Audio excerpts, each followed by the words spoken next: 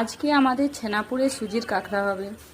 প্রচণ্ড গরম, তাও আমার আসলে খুব খেতে মন যাচ্ছে, তাই এখন ছানা কাটিয়ে রাখা আছে, তোমাদেরকে আবার দেখাবো কেমন করে বানানো হয়। এখানে কাঁকড়া করার জন্যে প্রেসার কুকারে জল দেওয়া হয়ে গেছে। জল আর চিনি, আর চিনিটা মানে জলটা যেমন দেবে সেরকম চিনিটা পরিমাণ মতো। যদি 2 বাটি জল দাও তাহলে 1 বাটি চিনি, আর যদি 2 বাটি মানে কেউ যদি একটু হালকা মিষ্টি খায় তাহলে 2 বাটি জল দিলে ওই 1/2 বাটি চিনি দিলেও হবে।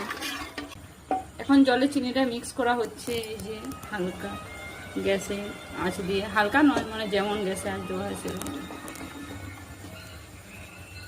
দেওয়া হচ্ছে। 1 প্যাকেট সুজি, এত গরম তো তার জন্য একটু কম করে করা হবে।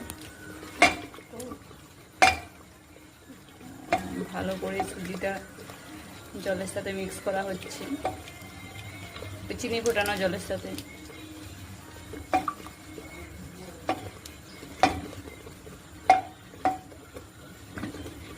সুজিটা ভালো করে মিক্স করা হয়ে গেছে, আমাদের ছানার পুর রেডি।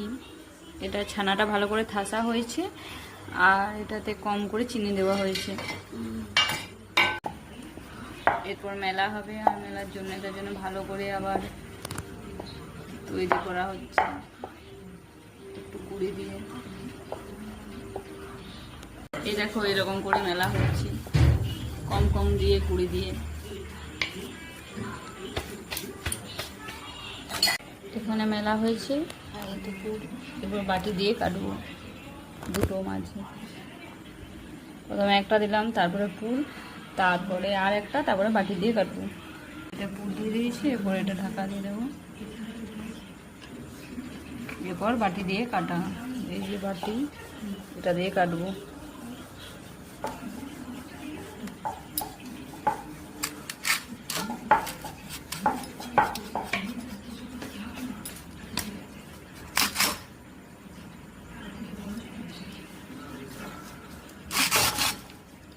দেখো কি সুন্দর হয়ে গেছে।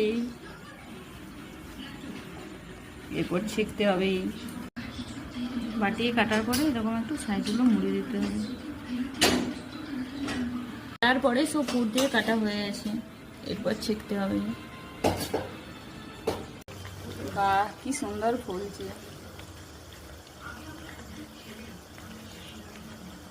ভাজা কমপ্লিট। তোমরাও এরকম সহজেই বানিয়ে খেতে পারো সুজির কাঁকড়া। সুজির কাঁকড়া পুরো ছেঁকা কমপ্লিট। মা কত সুন্দরভাবে সাজিয়ে দিয়েছে।